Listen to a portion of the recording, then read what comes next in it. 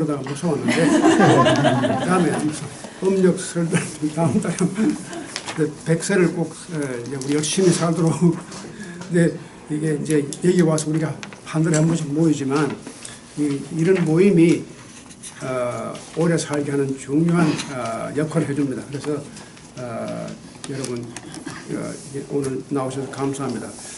그리고 제가 또 소개했습니까?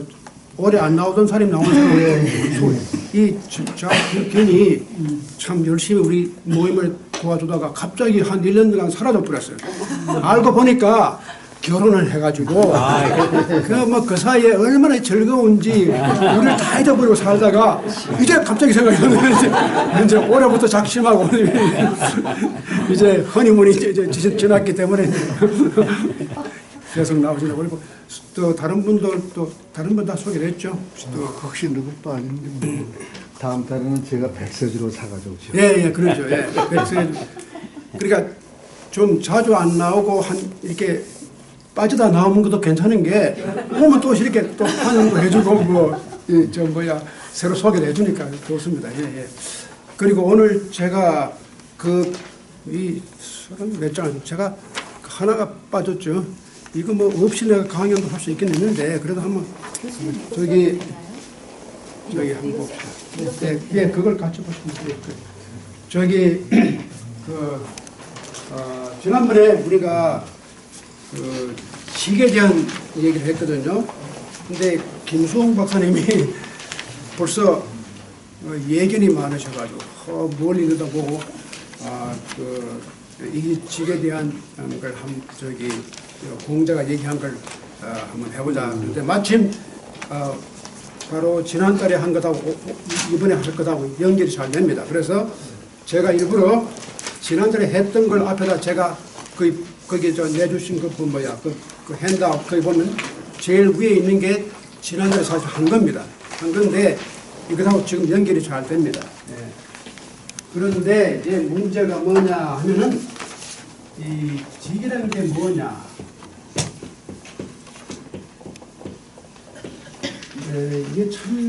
이게 간단한 것 같지만 복잡하고 어렵고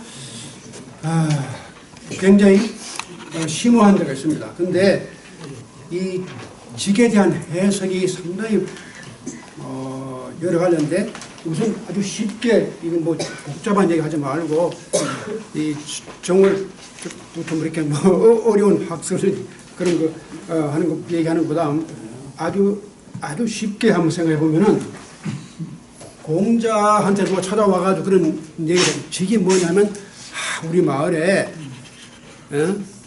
그 아들이 자기 아버지가 양을 훔쳐가는 걸 봤단 말이죠. 보았는데 이걸 보고서는 아들이 증인으로 나서가지고 우리 아버지가 양을 훔쳐갔습니다. 그러니 얼마나 이 직이 이렇게 이 직을 갖다 설명할 때 이제 공자 앞에 이 친구가 우리 동네에 이런 사건이 있었는데 이만큼 우리 동네는 이 직을 철저하게 직궁이라고 그래요. 그 보면 직의 궁자가 아주 철저하단 말이거든요. 그 직궁, 직을 하되 아주 철저하게 하는 사람이 있었다. 근데 이런 말을 할 때는 이 사람은 마음속으로 기대하는 것이 공자가 너희 마을에 정말 훌륭한 사람이 있구나. 자기 아버지까지 이렇게 그 잘못을 갖다가 정의로 쓸 만큼 그러니 얼마나 너희 마을이 정말 훌륭하냐. 아마 이런 그 칭찬을 들을 걸 아마 기대를 하고 그런 말을 했겠죠. 그런데 공자의 답이 굉장히 예상 밖입니다. 그래, 너희 마을에는 아들이 아버지의 비행을 그렇게 정인으로 나서가지고 우리 아버지의 잘못을 갖다가 드러내는 것. 잘못은 잘못이니까 철저하게 직이다. 그렇게 생각했는데 우리 동네 직은 뭐냐? 아버지가 아들의 허물을 덮어주고 아들이 아버지의 허물을 덮어주는데 이 속에 직이 있다. 그래, 이게 직이다 말하지 않고 이 속에 직이 있다. 그렇게 얘기했어요. 재중, 직. 자, 그러니까 이 지금 우리는 지금 이게 좀 헷갈리는 거예요, 지금. 자, 그러면은 공자가 당연히 우리가 알기로는 공자 같은 분이 이렇게 철저하게 정직해야 되고 바르게 살아야 되는데 자기 아버지의 비행을 갖다가 그걸 위트니스, 증인으로 선 것은 당연히 그렇게 해야 할 일 아닙니까? 그런데 왜 공자가 이런 말을 했을까? 근데 여러 가지 의미가 있는 것 같아요. 첫째는 아마 공자가 이 친구가 와서 하도 그 뻔질한 친구가 원래 그런 질문을 잘하거든요. 이 뻔질한 친구가 좀 괴상한 질문도 하고 또 엉뚱한 얘기도 하고 그래요. 이 쉽게 말하면 주제를 잘못 파악해가지고 그런데 공자가 생각할 때 네가 나한테 배우긴 배웠는데 그 직이란 걸 너희 동네에서는 그렇게 쓰고 있지만 우리 동네는 이렇게도 쓴다.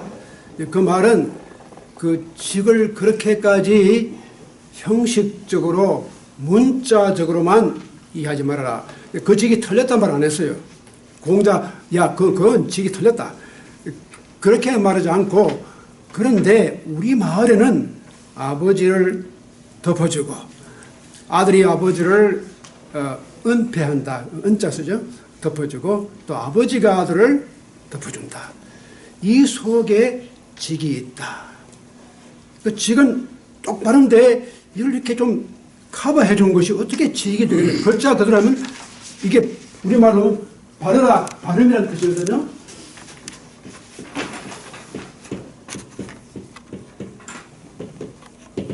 이 발음은 곧다.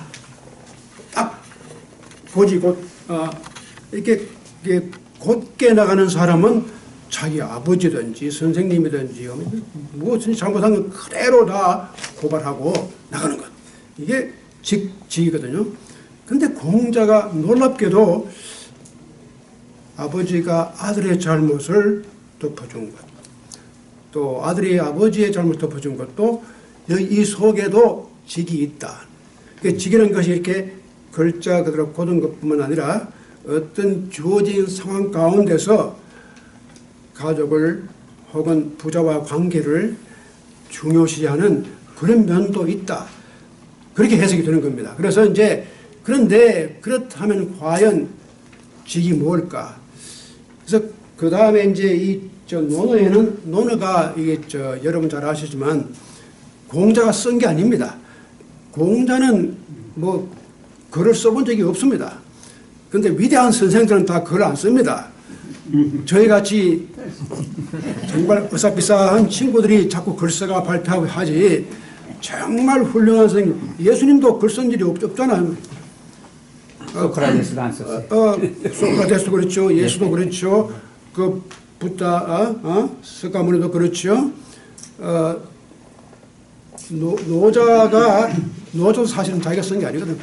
공자도 전혀 쓴 게 없고, 이걸 다 이제 그 제자들이 말한 걸 모아놓으니까 논어가 된 겁니다. 그렇게, 근데 그 말이 무슨 이렇게 논리적으로다 이렇게 뭐 순서 있게 된 게 아니라 이 말 나왔다, 저 말 나왔다. 그러니까 이게 그 보면은 그 챕터가 다 이렇게 정리가 된 게 아니고 그 챕터 이름도 붙이는 것도 무슨 주제로 붙이는 게 아니고 글자를 처음씩 하기장, 그러면 하기 시섭지, 그러니까 하기장이 되는 거예요. 앞에 둘 글자 따가지고. 그런 식으로다가, 상당히 현대적이죠. 뭐 주제를 갖다 이렇게 따는 게 아니라 그러니까 구약 성서의 첫 책이 뭡니까? 창세기죠? 그게 제네시스. 그래서 태초에, 그래서 그냥 태초에 붙인 거예요. 제네시스. 그런 식으로다가 붙였는데, 그러니까 이 논어 속에도 이게 일치하는 점이 많아요. 그런데 그러다 보니까 뭐 일정한 주제를 가지고 설명한 게 아니고 공자의 말을 들은 대로 다 모아가 편집한 거니까 일관성도 없고 때로는 여기 안 맞는 말도 많이 나와요. 그런데 이제 여기에 지금 나오는 이 직이란 말이 또 다시 나오는데 그 다음 장에 또 나와요. 실컷 뭐 다른 말 한참 하다가 또 이게 나오는데 그래서 제가 그걸 중간에 다 빼버리고 오늘 제가 새로 이걸 가져왔는 여러분이 소개하는 것이 이제 14장 36에 나오는 그 직이라는 말이 나옵니다. 네, 그게 이제 여러분 그 한문을 보면은 제가 거기다가 음을 다 달아놨습니다. 혹이 왈, 이덕, 보원, 하여, 자왈, 하이보덕, 이직보원, 이덕보덕. 이게 짧은 문장 하나인데 굉장히 여기에 의미가 심장합니다. 그래서 이거 하나 가지고 제가 아마 오늘 하루를 다 말씀드려도 부족하지 않을까 하는데, 자 우선 봅시다. 이 글자 그대로 이 혹이라면 그저 어떤 사람, 혹시 뭐 혹간 그런 말 쓰잖아요. 그래서 혹이라는 게 그런 뜻입니다. 혹 이게 이제 일종의 부정, 이게 무슨 특별한 무슨 고유명사가 아닙니다. 어떤 특정한 사람을 어떤 사람이 써만 예? 왈 말하기를 이덕 보덕 이덕 보덕 요 네 글자가 이제 한 문장으로 의미를 쓰는데, 이런 말은 무엇을 가지고, 덕이란 말은 덕이죠. 그 다음에 보란 말은 보답한다는 뜻이죠. 원은 뭡니까?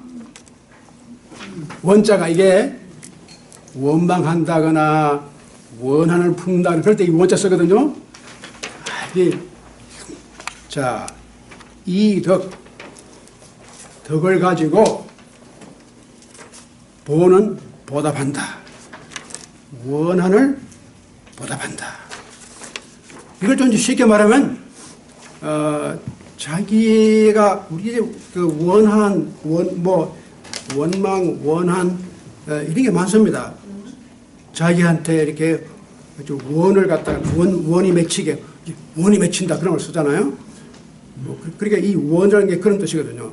원한이 맺힌, 자기에게 원을 맺히게 한 사람이 있는데, 이 사람을 내가 위패 어떻게 보답할 것이냐.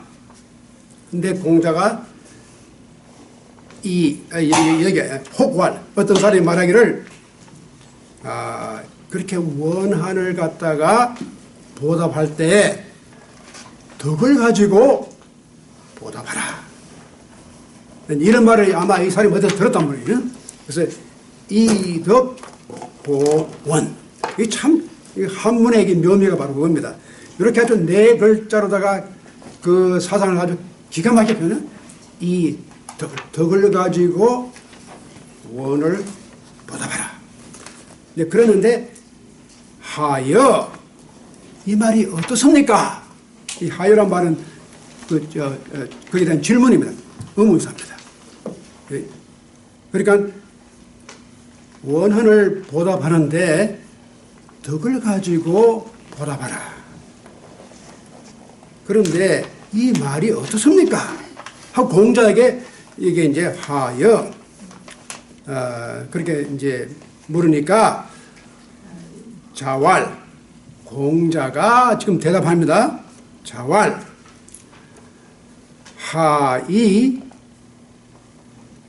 하이 보덕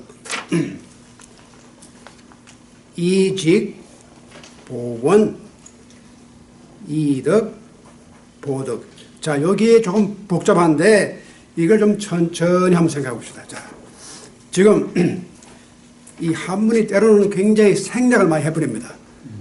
앞에 걸 설명하지 않고 잘라말고 그냥 읽으면 이게 좀 이해가 안 가요. 그래서 그 컨텍스트를 잘 알아야 되는데 여기에 이렇게 말합니다.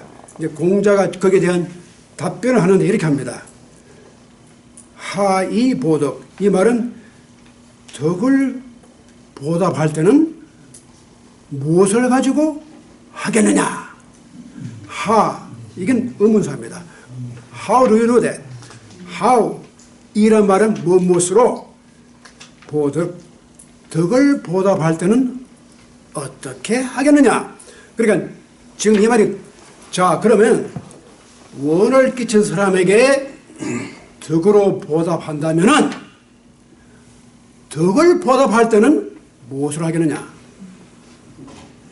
나한테 그렇게 원을 맺히게 하고 그 나쁜 놈한테는 내가 덕으로 보답한다면은 나한테 덕을 끼친 사람한테는 뭘로 가지고 보답할 것이냐. 상당히 의미 있는 말이죠. 나한테 그렇게 원을 맺히게 한 사람을 내가 그렇게 잘해주고 덕으로 한다면은 나한테 덕을 끼친 사람한테는 뭘 가지고 보답할 것이냐. 그 다음에 이제 이런 말 합니다. 그래서 여기 직이란 말이 합니다. 이직보원. 자기한테 원을 끼친 사람에게 보답할 때는 직을 가지고 하라. 이직. 이게 중요한 말입니다. 그리고 이덕, 보덕.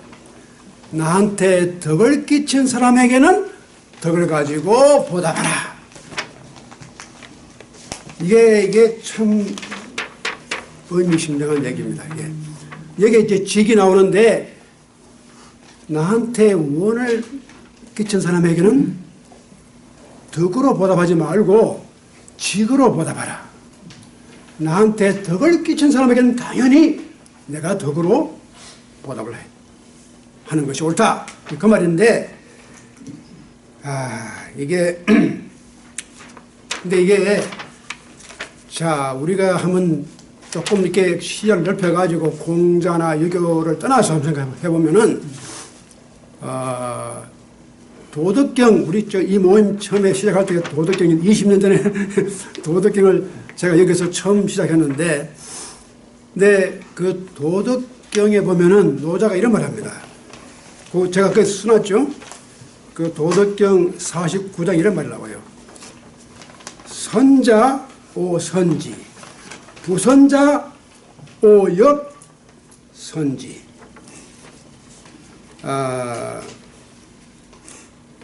덕선, 나한테 선자.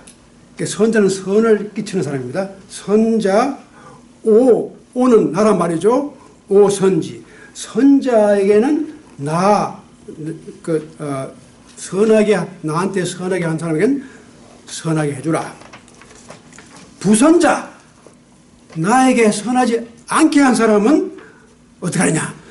그 사람도 역시 선하게 해주라. 그러니까 부선자, 나는 오역선지. 이게 바로 덕을 쌓는 선이다. 그 다음에 같은 말이 신자, 오신지. 나에게 믿음을 준 사람에게는 나도 믿음을 주는 거다. 불신자, 나를 믿지 않고 나에게 믿음을 주지 않는 사람도 나는 그 사람에게 믿음과 트러스트를 내가 주는 거다. 그래서 이제 착한 사람에게 나는 착합니다. 착하지 않는 사람에게도 나는 착합니다. 이것이 바로 착함의 이름입니다. 나를 믿는 자를 나도 믿어줍니다. 나를 믿어주지 않는 사람도 믿어줍니다. 이것이 믿음의 이름입니다. 노자의 가르침하고 공자의 가르침이 다르죠. 노자는 나한테 선을 행한 사람은 물론 내가 선으로 보답을 하고, 나한테 선하지 않게 한 사람에게도 역시 오역선지. 내 역시 그 사람에게 같은 선으로다가 보답을 한다. 자, 그러면 누가 옳고 누가 그런가? 근데, 자, 또 봅시다. 그 도덕경에 보면은, 도덕경 그 다음에 우리가 언젠가는 한번 도덕경을 다시 해야 됩니다. 이 도덕경 하도 한 지가 오래돼가지고 이거 끝난 다음에 다시 도덕경을, 이 도덕경이 참 재밌습니다. 그래서 도덕경을 한 번 더 하려고 그래요. 그 63장이 이런 말입니다. 이것도 기가 막힌 말입니다. 보원 이덕. 원을 보라마는 갚는단 말이죠. 원을 갚는데 뭘로 갚느냐? 덕으로 갚으라. 이게 다, 그러니까 이 노자의 입장은 상당히 분명합니다. 나한테 선을 행하든지 행하지 않든지 관계없어요. 내가 해야 할 것은 똑같아요. 나한테 거짓말을 하고 나를 속이고 나한테 원을 맺히게 한 놈한테도 덕으로 대하고, 나한테 덕을 끼친 사람에게도 덕으로 대하고 같아요. 차이가 없어요. 그런데 우리 기독교에서는요, 우리 여기 교회 나가는 분들도 많고 목사님 뭐 장로님도 많이 계신데, 기독교에서는 우리가 잘 아는 대로 사랑이 참 중요합니다. 그 사랑도 보통 사랑이 아니고 아가페, 무조건, 그러니까 조건 없는 사랑. 근데 마태복음 보면, 제가 지금 설교하는 것 같은데 마태복음 5장 39절에 이런 말 나와요. 누구든지 내 오른편 뺨을 치거든 왼편도 돌려대며. 이건 한 걸음 더 나가서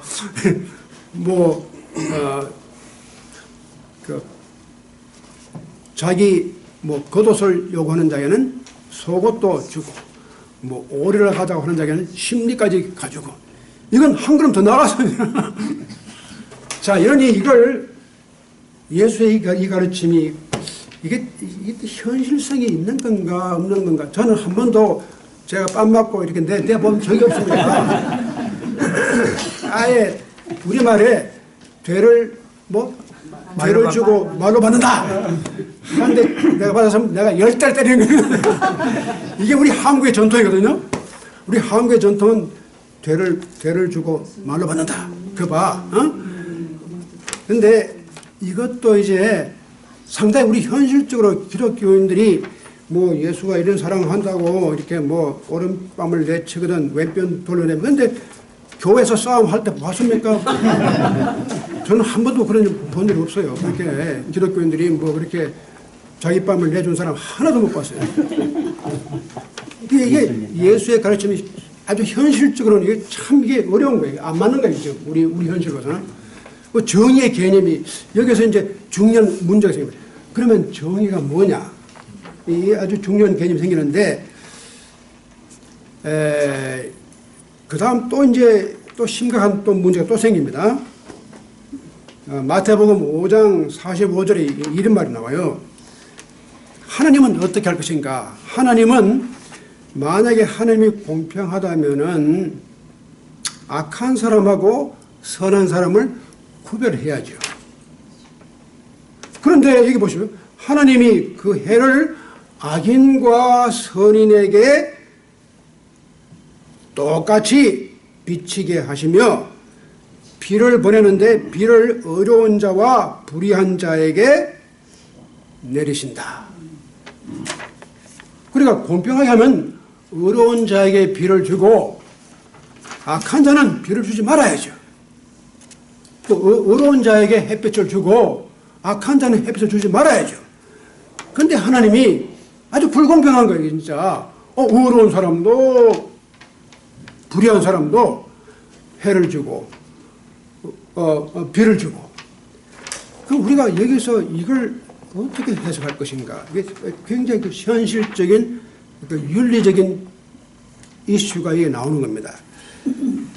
자, 그런데 하나님의 뜻을 인간이 판단하려고 하는 것 자체가 응? 문제죠. 그렇죠.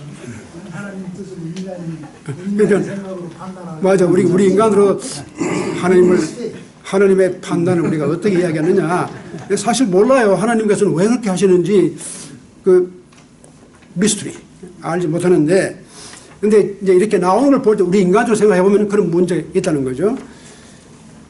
자, 근데 또 하나 중요한 문제가 그 유대교 전통을 우리가 보면은 우리 기독교가 유대교에서 다 나왔잖아요. 유대교 지금 우리가 뭐 구약 그러지만 사실은 그게 우리가 붙인 말이지 구약이라는 거 없습니다. 이 구약은 유대교 경전이거든요. 모세 오경이라든가 이게 다 그 유대교 경전을 이제 기독교가 받아들이면서 그걸 구약이라고. 신약, 구약. 약을 두 가지인데, 신약. 근데 이 유대교 전통 가운데는 이런 게 있습니다. 눈은 눈으로, 이는 이로. 그것도 말이 된단 말이죠. 응?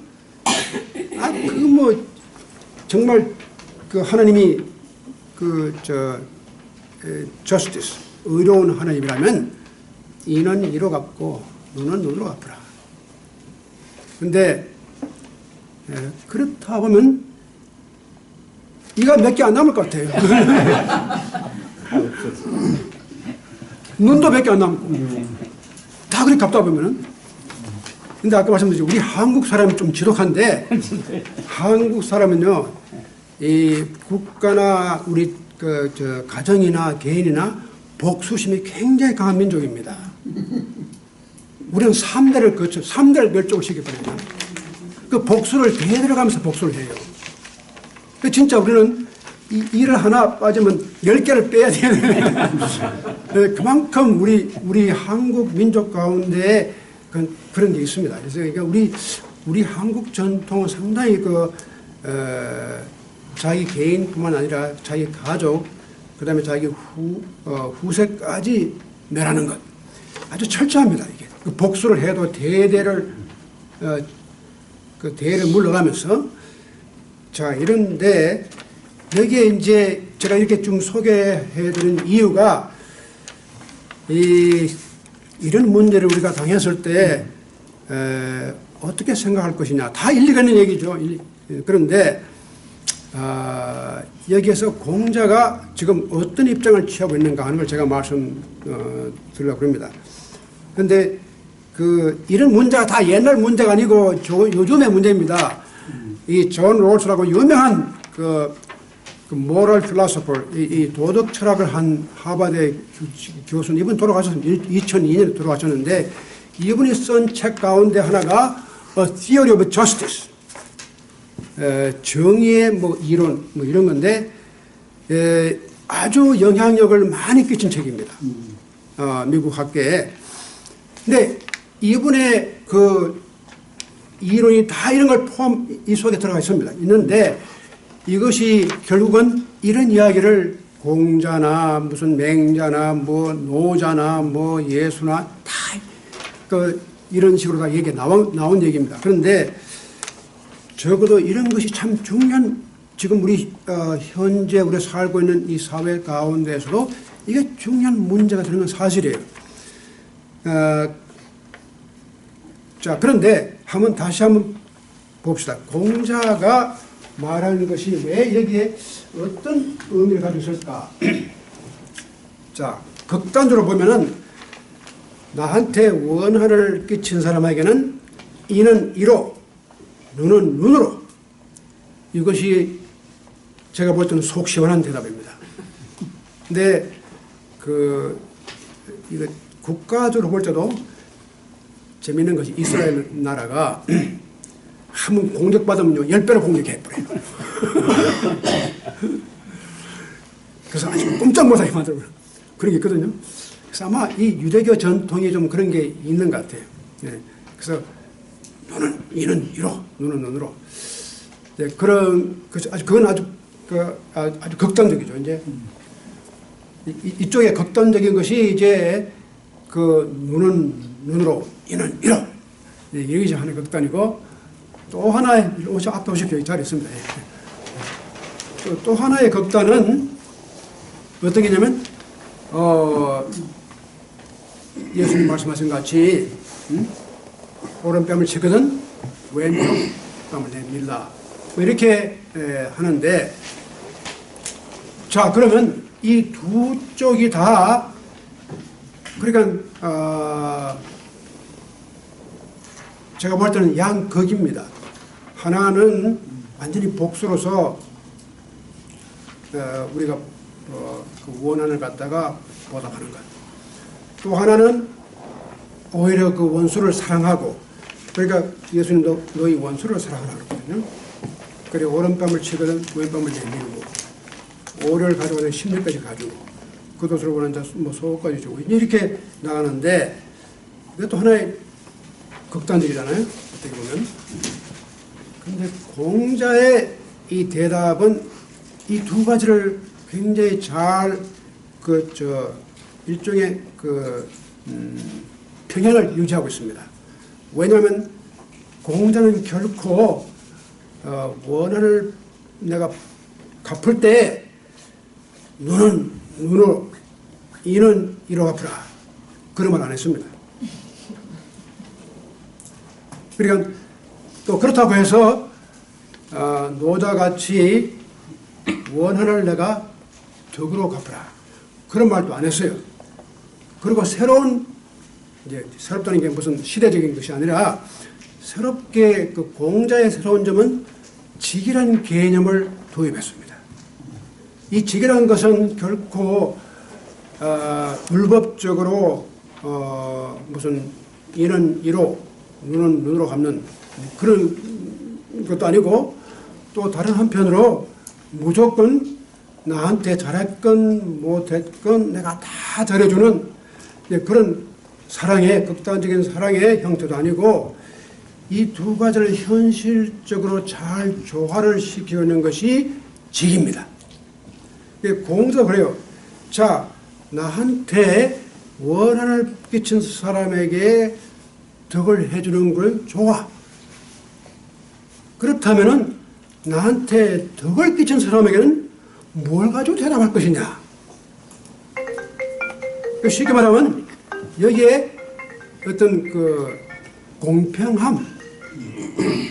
그러니까 공자는 절대로 그런 그 사랑으로 보답해 주는 걸 나쁘다고 하지 않았어요. 근데 공자가 문제 삼은 것은 결코 눈은 눈으로, 이는 이로, 또 아니면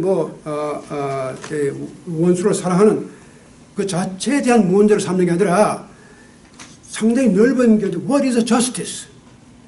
그러니까 내가 주관적으로 누구를 용서해주고 받아주고 내가 누구한테 잘해주고 못해주고 그런 주관적인 면을 떠나서, 그러니까 What is justice? 정의란 게 무엇이냐? 이것을 공자가 문제 삼은 것 같아요. 그러니까 문제 초점이 다르잖아요. 지금 노자나 기독교에서 말하는 그 무조건적인 사랑은 우리 자기가 주관적으로다가 그 사람들을 갖다 용서를 하든지 그 사람들을 사랑하든지 좋다는 거예요. 결코 공자는 그게 반대하지 않습니다. 그러나 문제는 그렇게 했을 경우에 일반적인 fairness. What is fair? 내가 잘해줬던 사람에게도 똑같이 받고 또 내가 못해준 사람에게도 똑같이 받고, 근데 이것이 이제 이거 social justice, 사회 정의에 대한 개념을 공자가 생각한 거예요. 근데 이것이 바로 존 브라우스가 얘기하는 거라고. 우리가 개인적으로 얼마든지 할 수 있지만 그것이 사회적인 implication, 그런 공평성이라는 것, 그 fairness라는 것이 그것이 완전히 없어지는 거 아니냐 말이야. 그래서 직이라는 것은 바로 그런 것이죠. 그러니까 지금 그 존 로스라는 학자는 그 세 가지를 얘기해요. justice를 얘기하는데, 첫째는 freedom, 둘째는 equality, 셋째는 fairness. 이 사람의 이론을 갖다 쉽게 요약하면 이 세 가지거든요. 우리가 이 사회에 정의로운 사회를 만들려면은 freedom, 기본 어떤 전체적인 무슨 공산주의라든가 이런 전제주의라든가 독재주의라든가 떠나서 인간이 자유스럽게 행동할 수 있는 자유가 보장돼야 돼요. 그 다음엔 equality, 평등성이 있어야 되는 거예요. 세 번째는 fairness, 자, 그런데 공자가 바로 지금 말한 게 그 페어니스입니다. 자, 나한테 원한을 끼친 사람에게 덕을 가지고 그렇게 보답한다면은 나한테 정말 덕을 끼친 사람에게는 내가 뭘로 보답해 줄 거냐 말이야. It's not fair. 내가 개인적으로 그 사람들을 용서하는 건 다 좋지만 전체적인 사회적인 입장에서 볼 때는 이게 It's not fair. Simply not fair. 그런 걸 느끼거든요. 그런데 우리가 그런 걸 종종 경험하거든요. 한국 사람들은 여러분 한국 이 풍습이 무슨 잔치를 하거나 부조하잖아요. 이 부조하는 게 참 재미있습니다. 저는 아들이 하나밖에 없기 때문에 부조를 많이 해도 받을 게 별로 없습니다. 포기해야 돼요. 근데 우리 아들이 언제 장갈지 모르지만 근데 이제 자녀가 많은 사람들은 결혼식 할 때마다 그러니까 근데 하나밖에 없는 사람은 상당히 unfair. 그런 게 있다고요. 그럼 할 수 없죠 어떻게. 그런데 그것도 그렇고 또 한 가지는 재밌는 게 이렇게 제가 작년 재작년에 저희 동생 아들이 결혼해서 내가 그 주례를 하러 나가는데 그 동생이 그래요. 저는 미국에 와서 뭐 이렇게 별로 그런 걸 안 해봤는데 이제 자기가 부조를 많이 했대요. 근데 명단을 딱 보니까 들어오는 게 똑같이 들어와요. 자기가 한금 뿌린 대로 받아들이는데, 예. 근데 이런 것이 이제 어떻게 보면 그때는 같은 10만 원이라도 20년 전에 하고 지금 하고 it's unfair. 그러니까 그렇게 따져보면은 그 페어니스라는 게 상당히 참 문제가 될 수 있단 말이죠. 그래서 공자가 fair. 그러니까 덕을 끼친 사람에게 뭘 더 잘해줘야지. 그게 그래도 fair하단 말이죠. 그러면 덕을 끼친 사람이 야 저놈은 밤낮 너를 괴롭혔는데 저렇게 잘해주고 또 나한테 똑같이 해주는데 이건 좀 공평하지 않지 않느냐. 이런 마음을 누구든지 서운한 마음을 느낄 거란 말이죠. 자, 그러니까 이 직이라는 개념을 우리가 볼 때 우리가 형식적으로 보는 직이라는 게 아주 곧바르게 그냥 나가는 것 이걸 이제 직이라고 생각했는데 이 직이라는 걸 굉장히 공자가 융통성 있게 생각한 것 같아요. 그러니까 아버지가 아들의 잘못을 덮어주고 아들이 아버지의 잘못을 덮어주는데 그 속에 그러니까 그 자체가 직이라고 하더라는 건 그 속에 재밌어요. 그 한문 문장에 보면 그게 직, 재, 기, 중 그 속에 직이 있다고 그랬어요. 그것이 직이라고 하지 않고 제일 그게 이제 그 말이죠.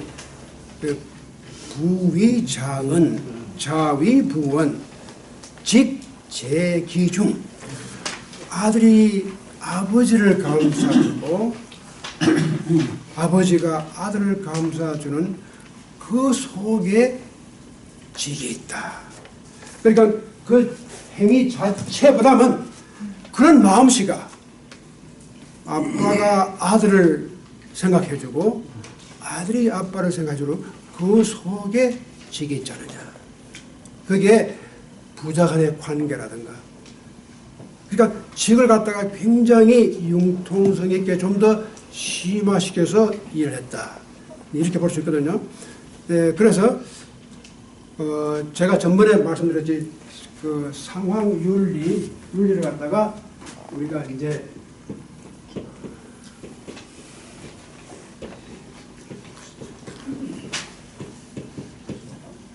이게 situation ethics, contextual ethics라는 말 쓰는데 윤리의 기준을 완전히 객관화시킬 수가 있겠느냐? 예를 들어서 모세가 10계명을 받아왔잖아요. 근데 10계명 첫째, 둘째, 셋째 쭉 10가지 나오는데 아주 객관화시켜버리면 이건 딱 돌에 새긴 거예요. 그래서 거기에다 맞춰가지고 살아가는 건데 그러다 보니까 문제가 많이 생기잖아요. 그 예수가 이거 안 되겠다. 그리고 예수 자신이 십계명을 좀 어겼단 말이죠. 이걸 좀 타파를 좀 시켰는데, 그러니까 주어지는 상황 속에서 우리가 윤리를 이해해야지, 윤리나 도덕을 객관화시켜가지고 벽에 붙여놓고 그것을 문자적으로 보고 살다가는 문제가 많이 생기는 겁니다. 그래서 그 예수의 혁명이 그런 율법주의에 대한 혁명이거든요. 그래서 그렇게 보면 예수님도 그 상황 윤리를 많이 생각하지 않았거든요. 그리고 공자도 그 직이라는 개념을 그렇게 융통성 있게 이해를 했다는 건 상당히 우리가 유심히 생각해야 될 문제인데, 예수도 그런 말을 합니다. 이런 모세의 권위에 대해서 자꾸 도전을 합니다. 너희가 이렇게 들었지만 나는 너희에게 말하노니, 항상 그렇게 해요. 너희가 이제까지 들어온 건 모세의 계명을 이렇게 들어왔지만 나는 너희에게 말하노니. 자기가 말하는 입장이 달라요. 그런 것이 바로 새로운 상황에 입각해가지고, 그러니까 이는 이로, 눈은 눈으로, 이런 형태로다가 정의를 우리가 만들 수는 없잖느냐. 그게 대한 아주 레디컬 챌린지가 바로 아가페적인 사랑, 무조건적인 사랑. 예수의 도전이 굉장히 극단적인 도전을 한 겁니다. 그래서 오리 가자고 해서 십리까지 가주라. 그러니까 우리가 예수가 왜 그런 말을 했던가 상황을 이해할 수 있어요. 그 당시 바리새인들이 얼마나 철저하게 그런 율법을 지켜와서. 그러니까 예수가 그럽니다. 니를 좋아하는 사람한테 니 좋아하는 거, 너를 나한테 좋은 걸 너 보답하는 거, 이거는 바리새인들도 해. 이거는 다 하는 거죠. 내가 말하는 계명 그런 게 아니야. 이걸 넘어서서 원수까지 사랑하라. 이렇게 나오잖아요. 그러니까 그걸 보면은 역시 이 예수는 그 당시에 그런 이는 이로, 눈은 눈으로 하는 그런 아주 형식적이고 철저한 그 율법주의에 사로잡힌 그러한 도덕이라든가 윤리에다가 아주 강한 도전을 했다고 볼 수 있습니다. 이제 그런 문제들이 이제 서구 철학에서도 굉장히 많이 논의가 됩니다.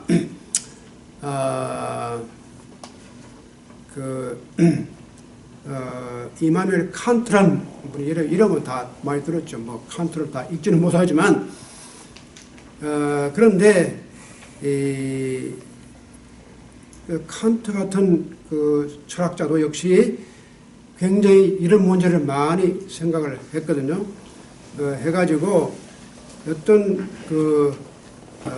윤리나 도덕이라든가 이런 것이 어떤 인간의 논리라든가 합리에 입각한 그런 윤리 도덕을 세워야 한다.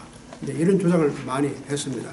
그래서 그런 것이 이제 서구 역사 가운데 굉장히 도덕 철학을 많이 지배해 왔는데, 이제 이런 게 있습니다. 우리가 그런 윤리의 기준을 어떻게 볼 것이냐. 근데 이제 저도 이걸 아주 많이 생각해 봤거든요. 근데 한 가지 중요한 사실은 나에게 원한을 맺어준 사람, 또 나에게 덕을 끼친 사람을 내가 어떻게 대할 것인가. 만약에 내가 나한테 원한을 끼친 사람에게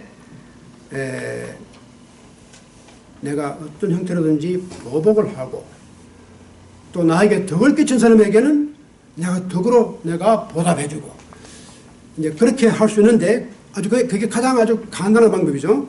근데 그렇게 할 수 있는데, 그렇게 했을 경우에 내가 가지고 있는 도덕이나 윤리의 그 차원이 어디냐. 가만 보니까 그 차원이 없어요. 왜냐하면 내가 선하고 내가 잘난 건 하나도 없고 단순히 상대방이 어떻게 하느냐에 따라서 내가 좋아질 수도 있고 나빠질 수도 있고 내가 선인이 될 수 있고 악인이 될 수 있는데 그 기준이 나한테 있는 게 아니고 바깥 사람들이야. 나에게 잘못한 놈들은 내가 한 번씩 혼내주고 잘한 사람은 내가 후히 대해주고 그렇다면 내가 가지고 있는 선이라는 게 없습니다. 이 선은 객관적으로 어떤 뭐 내가 가지는 게 아니라 어떤 사람들이 바깥에 있는 사람들이 결정해 주는 거예요. 내가 거기에 대한 리스판스를 보이는 것은 똑같아요. 악한 사람에게 악하게 보여주고 선한 사람에게 선하게 보여주고 그러면 내 자신의 어떤 도덕이나 윤리의 성장이 전혀 없는 거 아닙니까? 그건 누구든지 할 수 있으니까. 또 예수님도 바리새인도 그런 걸 한단 말이죠. 그리고 우리가 그걸 넘어서려면은 내가 그러니까 그 예수나 노자의 말씀 가운데 일리가 있어요. 왜냐하면 윤리의 기준을 상대방이 나한테 어떻게 하느냐에 거기다 그려놓지 말고 내 자신이 가지고 있는 어떤 크라이테리언 상대방이 나한테 어떻게 했든지 관계없이 내가 가지고 있는 도덕적인 윤리적인 기준이 있어야 한다. 그 말이 바로 예수의 말이고 노자의 말이에요. 그러니까 상대방이 이렇게 한다고 해서 내가 이렇게 넘어지면 나한테 기준이 없는 거예요. 그래서 상대방의 하는 행동에 내가 구애되지 않고 내 자신이 가지고 있는 어떤 나름대로의 도덕률이라든가 윤리적인 어떤 기준을 가지려면 내 자신이 그런 위치에 도달해야 된다. 그래서 이제 예수님은 그게 사랑.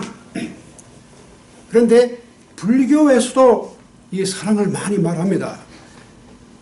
불교에서는 이 카루나라는 말을 많이 쓰는데 이것이 우리말로는 영어로는 compassion. 모든 만물에 대한 연민을 느끼는 것. 사랑이죠. 그러니까 나한테 고통을 주었든지 사랑을 주었든지 다 불성을 가지고 있는 존재니까 우리가 거기에 대한 연민의 정을 가져야 된다. 그런데 그런 점에서 볼 때는 불교나 기독교나 이 노자는 다 어떤 그런 우리가 가지고 있는 마음의 태도가 상대방의 행동에 관계없이 우리 쪽에서 주관적으로 내 윤리적인 기준을 세워야 한다. 사랑의 기준이다. 이렇게 볼 수 있죠. 근데 이제 힌두교 같은 경우는 재밌는 것이 칼마가 있습니다. 그래서 그 잘못한 놈들은 이게 윤회설이니까 내가 복수 안 해도 다음에 태어날 때 쥐로 태어나든지 뱀으로 태어나든지 뭐 모기로 태어나든지 다 이제 그러니까 이런 것이 어떤 힌두교의 그런 칼마라겠습니다. 윤회가 자기의 칼마가 자기 일생에서 끝나는 것이 아니고 이것이 죽은 다음에 계속 따라와요. 그러니까 이것도 참 재미있는 생각인데 인간의 그 잘못이 자기 일생 동안 어떻게 교묘하게 잘 피해가지고 뭐 이렇게 뭐 죽을 때까지 생각해 보세요. 이게 마약 뭐 이런 거 이렇게 취급해가지고 돈도 많이 벌고 뭐 저기 마이애미에 좋은 집도 사놓고 말이죠. 뭐 별의별 사기 행각해가지고 돈 잘 벌이고 또 재주가 좋아가지고 법망을 잘 피해 나가고 말이죠. 그렇게 일생 사다 죽어버리면은 우리가 볼 때는 굉장히 이게 unfair. 응? 저런 사람 말이지 저렇게 거짓말하고 사기가 잘 살고 나같이 정직한 사람 열심히 쇠가 빠지게 이런데 이렇게 못 살고 이 세상이 정말 불공평하다. unfair. 느끼잖아요?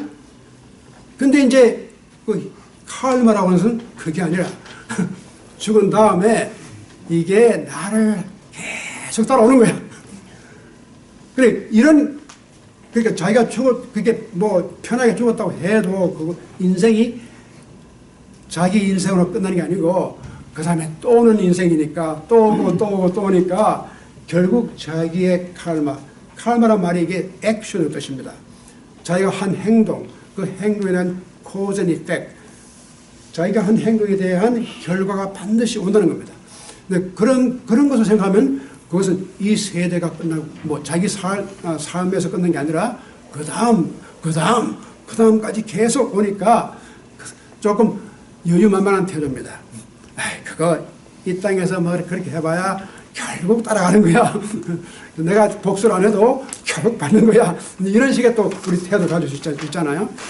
그래서 이런 것이 다 우리가 볼 때 그 인간의 선과 악과 이 원과 덕 이런 것이 우리 주위에 이렇게 많이 있는데 우리가 이걸 현실적으로 이렇게 한 가지 딱 정책을 정해가지고 이렇게만 해라.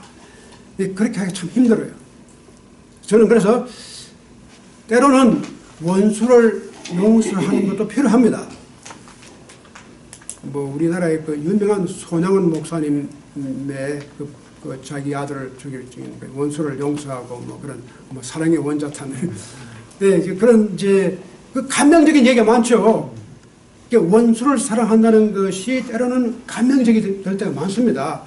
그런 사람들이 거기에 대한 깊은 감화를 받고 그런데 문제는 우리가 다 그렇게 한다고 해서 다 감화를 받고 또 그러는 건 아니거든요.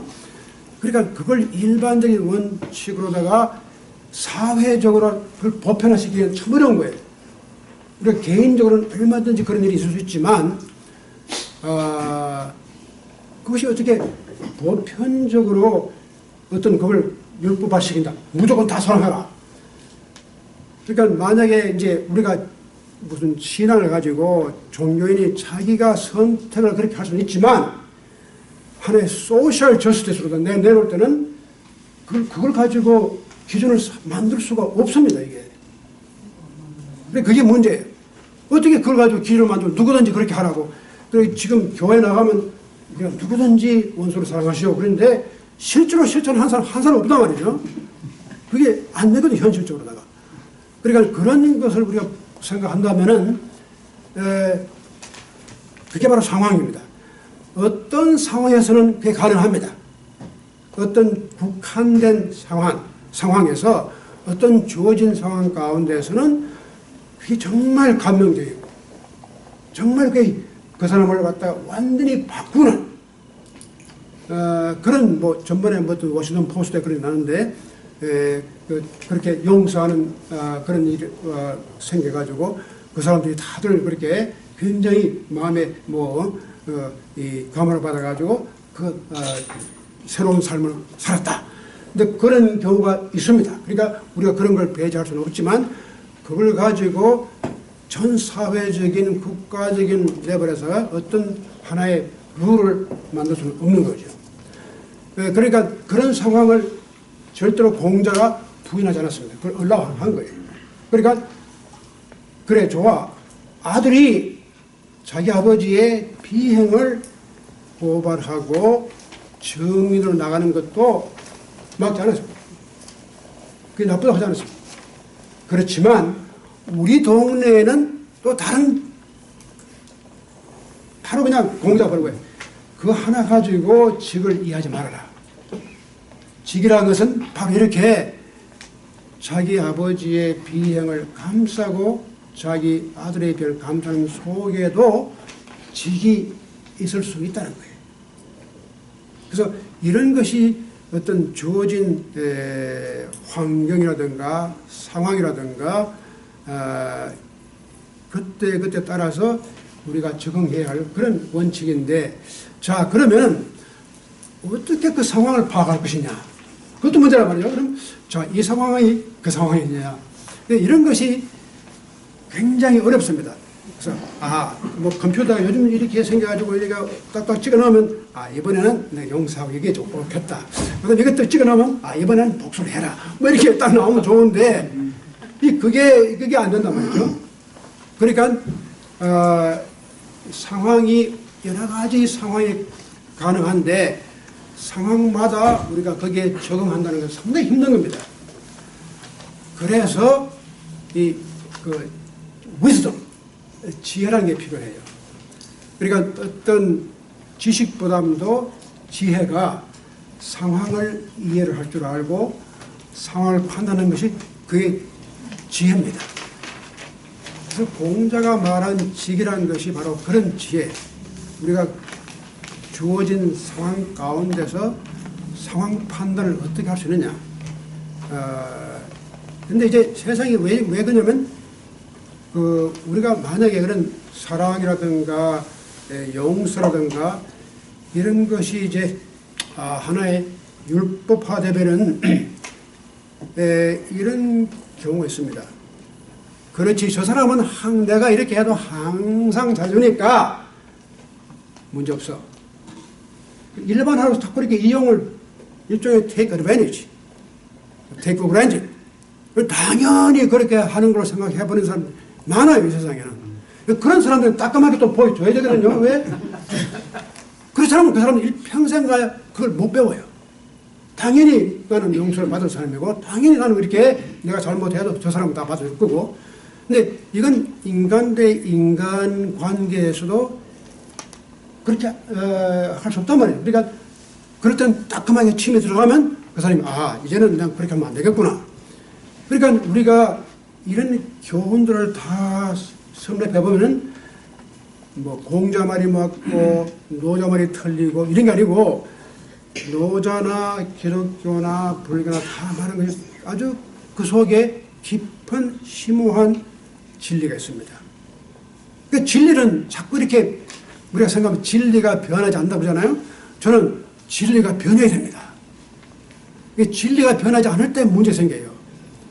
우리는 뭐 진리가 이게 완전히 그냥 돌에 딱 새겨져가지고 변하지 않는 게, 진리가 항상 그 상황 속에 들어가서 새롭게 그 상황 속에 가장 적절한 그러한 판단을 할 수 있게끔 내주는 것, 이게 진리예요. 그래서 그런 상황이 제가 늘 말씀드린 이제 뭐 일종의 situation, 윤리의 그 상황이 얼마나 중요한 것이냐. 근데 이제 존 롤스는 단순히 그러면 상황이 모든 걸 다 결정할 것이냐, 이것도 문제거든요. 근데 상황 자체가 모든 걸 결정하지 않아요. 그런 상황 속에서도 뭐가 필요하냐? 이것이 프리덤하고 이퀄리티하고 페어네스가 항상 그 요소가 들어가야지만 된다는 거예요. 그래서 이 이제 기독교에서의 사랑하고 정의가 문제가 love and justice. 이걸 러브로 해결할 것인지 justice로 해결할 것인지 항상 이 윤리학에서 이 고민을 하고 있는 겁니다. 그런데 이런 것이 다 한마디로 이것이다 저것이다 할 수 없는 것이, 이것이 주어지는 상황 속에서 우리가 어떻게 그런 지혜를 낼 것이냐. 그래서 결론적으로 말씀드리면요, 인간이 절대적인 도덕이나 윤리나 진리를 가졌다고 주장을 못합니다. 없어요. 참 미안한 말씀이지만 우리가 인간의 지혜나 지식이 이것이 absolutely 이것이 도덕의 가장 철저한 절대적인 기준이라 이렇게 할 수 있는 게 없단 말이죠. 근데 이것이 한쪽으로 볼 때 굉장히 frustration. 이게 정말 어떻게 우리가 뭐 있어야 될 텐데 이런 경우에 자꾸 이렇게 절대적인 기준이 없다니까 굉장히 좌절감을 느끼는데, 또 한 가지는 그렇기 때문에 인간은 겸손해져야 돼요. 자기의 한계를 억셉트하고 겸손한 마음으로 이 세상에서 어떤 형태로 살아가야지 옳을 것인지를 항상 그 물음을 물어야 돼요. 물으면서 거기에 대한 대답을 묻고. 근데 이제 그런 것이 이제 아까 우리 박옥준 박사님이 그러죠. 인간이 어떻게 하나님을 마음대로, 그것이 하나님의 섭리입니다. 그래서 신앙적으로 말하면 기독교에서 인간이 그런 모든 기준을 가졌다는 게 아니라 어떤 초월적인 힘에 의해 가지고 우리가 움직여지는 그런 신비한 차원이 있어요. 그리고 그러한 신비한 섭리 가운데서 내가 가지고 있는 지식이나 지혜를 같이 동원해 가지고 내가 앤서를 찾으려고 해야지 어떤 내 나름대로 가지고 있는 절대적인 기준을 갖다가 이걸 갖다 보편화시킬 수는 없지 않느냐. 그런 이야기입니다. 그래서 어떻게 보면은 율법이라고 하는 것, 도덕이라고 하는 것, 윤리라고 하는 것이 항상 순간순간마다 우리가 새롭게 다시 생각해야 되는 것. 그리고 거기서 들려오는 음성을, 이제 그 음성이 있습니다. 이제 신앙의 차원인데 이 종교라는 게 사실 그래서 참 중요한 겁니다.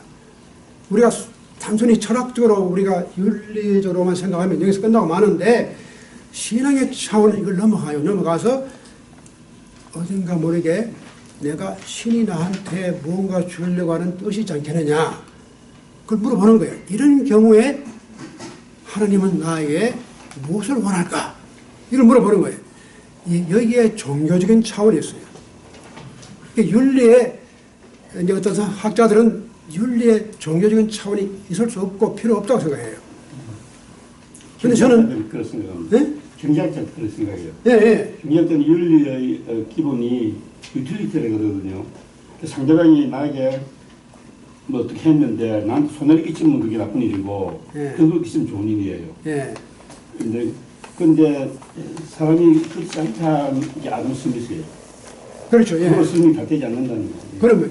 그러니까 그래서 인비지블 핸드가 있는 거예요. 예. 우리가 보이지 않는, 볼 수 없는 어떤 움직이는 힘에 의해서 사회나 국가나 개인까지도 흘러가는 힘이 있단 말이죠. 이걸 억셉트하는 것이 신앙입니다. 근데 뭐 신앙은 매주마다 뭐 교회 가고 뭐 11조하고 그것도 신앙이 되겠지만, 그런 자기 셀프 언더스탠딩, 인간이 자기를 어떻게 이해하느냐, 이게 바로 신앙입니다. 근데 그런 차원에 들어갈 때 윤리나 도덕이라고 하는 것도 그런 차원에서 우리가 어떨 때는 용서를 해야 되고 어떨 때는 직을 가지고 조금 보여줘야 되고, 이게 어떤 그런 융통성을 가지고 행동할 수밖에 없지 않느냐. 지금 윤 박사님 말씀하신 대로 그 순전히 경제학적으로 말하자면 유틸리티, 우리가 어떻게 많은 사람들이 다 공동의 이익을 누리고 같이 잘 살 수 있느냐, 이것이 원칙 아닙니까? 그런데 이제 그런 것을 찾아가는 과정 가운데서 때로는 우리가 가지고 있는 그런 마들이 다 이게 맞지 않거든요. 적용이 안 돼요. 그래서 그런 경우에 우리가 어떤 초월적인 차원을 갖다가 인정할 수밖에 없지 않느냐. 그런데 그 칸트가 이제 굉장히 이성적인 철학을 만들었는데, 자기가 마지막에 그런 말을 합니다.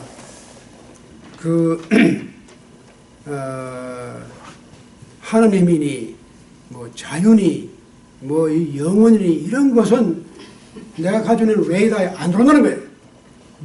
그래서 자기가 웨이다를 딱 만들었는데 이 웨이다 망에 들어와야 되는데 이건 다 이걸 벗어나는 거예요. 그러니까 그래서 자기가 취급할 수 있는 문제만 취급하는 것이지 이 웨이다 안 잡히면 내가 취급 못하겠다. 근데 맞는 말이에요. 이게 우리 웨이다에 잡히는 것만 우리가 보는 것이지 또 안 잡히는 걸 우리가 어떻게 봅니까? 그러니까 그런 저기 제가 그래서 뭐 저는 전도사도 아니고 그건 아닌데 뭐 부흥사 아닌데 그 어떤 형태든지 인간의 그 종교적인 차원이 인간에게 필요하지 않느냐, 그런 차원에서 인간을 이해할 때 인간의 신비를 더 깊이 있게 더 폭넓게 이해할 수 있지 않느냐. 그런 말씀을 제가 드리고 혹시 여러분들 지금 저 김수홍 박사님 말씀하셨는데 네. 제가 이걸 지금 계속해서 들으면서 머릿속에 떠오르는 그게 뭐냐면 지금 그러니까 어떤 특정한 문화 속에서 살고 있는 한 개인의 입장에서 지금 제가 지금 말씀드리는 건데 예. 그 떠오르는 말이 뭐냐면 요새 그 environmental science 그런 데서 얘기한 데는 그 sustainability라는 예, 예. 지속 가능하냐. 예. 예를 들면 왼뼘을 때리면 바른 뼘을 댈 그런 것이 지속될 수가 있냐 사회적으로. 또한 반대의 경우에 이는 이로 갖고 눈은 눈으로 갖고 이런 상태가 지속이 될 수 있냐. 제가 보기엔 다 그 익스트림은 지속이 안 됩니다. 그러면 이는 이로 갖고 눈은 눈으로 갖고 그러던 그런 사회 속에서 예를 들면 바른 뼘을 때렸는데 왼뼘 되는 사람이 없었냐? 그게 아니고 제가 보기엔 역사적으로 그 다 있단 말이에요.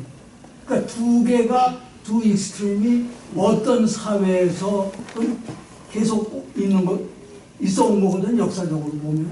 예. 그 문제는 어떤 걸 더 강조하냐 이제 그런 건데 지금 한국 사람의 경우에 예를 들어가지고 내가 한 대 맞으면 10배 복수한다. 그러면 그게 한국 사람의 특성이냐? 제 생각엔 제가 그렇지 않습니다. 요사이 예를 들면 피지컬 면에서도 DNA나 그 지인 같은 것이 나의 일생의 그 죽기 전까지의 건강을 아주 그 운명적으로 결정하는 거냐? 그 아니라는 거거든요. 예를 들면 어떠한 캔서에 대한 그 텐던시가 그걸 갖고 태어났지만 실제로 그것에 의존하는 게 제가 현재 이야기는 한 20% 정도밖에 안 된다는. 다시 말하면 나머지는 자기가 노력해가지고 그 텐던시를 없앨 수 있다는 거예요. 그러면 예를 들면 복수하겠다든가 미워하고 이런 것이 그러면 한국 사람 속에 있는 게 한국 사람의 특성이냐? 저는 그렇게 생각하지 않습니다. 한국의 그 최근 한 400년의 역사를 잘 이렇게 보면은 이 나쁜 짓을 정부고 뭐고 간에 나쁜 프랙티스를 계속해서 해온 거예요. 아무런 지적하는 것도 없이. 그렇기 때문에 지금까지 온 거거든요. 그렇기 때문에 제가 보기에는 서스테이너블 하냐.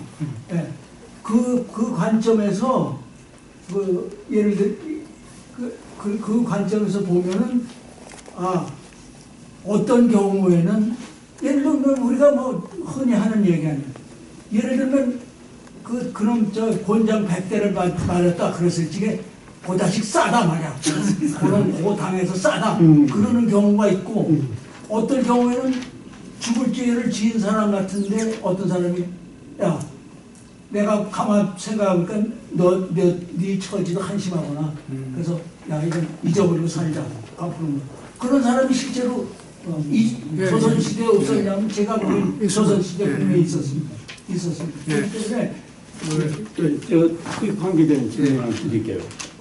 공항 얘기인데 노 선생님이 우리 한국 사람들이 복수를 한다 그랬는데 나는 그거 정반대로 생각하고 있거든요.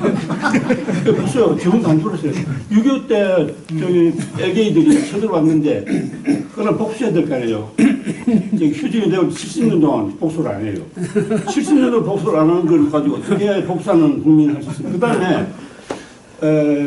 88 올림픽 할 때 저기 북한에서 김현이라는 여자하고 또 한 남자하고 폭발을 했어, 비행기를. 폭발은 김현이는 어떻게 했는지 이렇게 잡았는데 그러면 88년하고 지금 30년 됐는데 북한이 고래 항공 하나도 폭발시켰어요. 그럼 김현이도 심지어 가짜라 그래요, 김현이를. 김대중 정부도 그래. 그래 조사를 했어요. 노무현이 대통령이 가짜라면서 또 조사를 하죠. 아무리 두 분을 해도 다 진짜인 거라고. 미국 수도 가서 CIA에서 조사를 했거든요. 그런데 지금 문재인이 또 조사를 하겠다는 거예요. 그거는 그걸 이런 우리가 간단한 그런 개념으로 설명이 되는지 모르겠어요. 그리고 아웅산 사건, 그 전두환 때 그 한국 강로들 많이 죽었잖아요. 그 뒤로 남한에서 북한의 강로들 좀 한 명 좀 잡은 지금 그런데 그것이 지금 오늘날도 계속되고 있어요. 예를 들면 문재인이가 저기 KBS 그리고 MBC 이사장 사람들을 이건 인기도 아직 끝나지 않는데 쫓아내려는 거예요. 그래서 안 나가니까 거기 노조 사람들을 갖다 가가지고 개인 집에 가가지고 막 이렇게 압력을 넣어요. 학교에 가가지고 또 막 압력을 넣어요. 그런데 한국 사람들 5천만 국민이 듣고 보고 가만히 있는 거예요.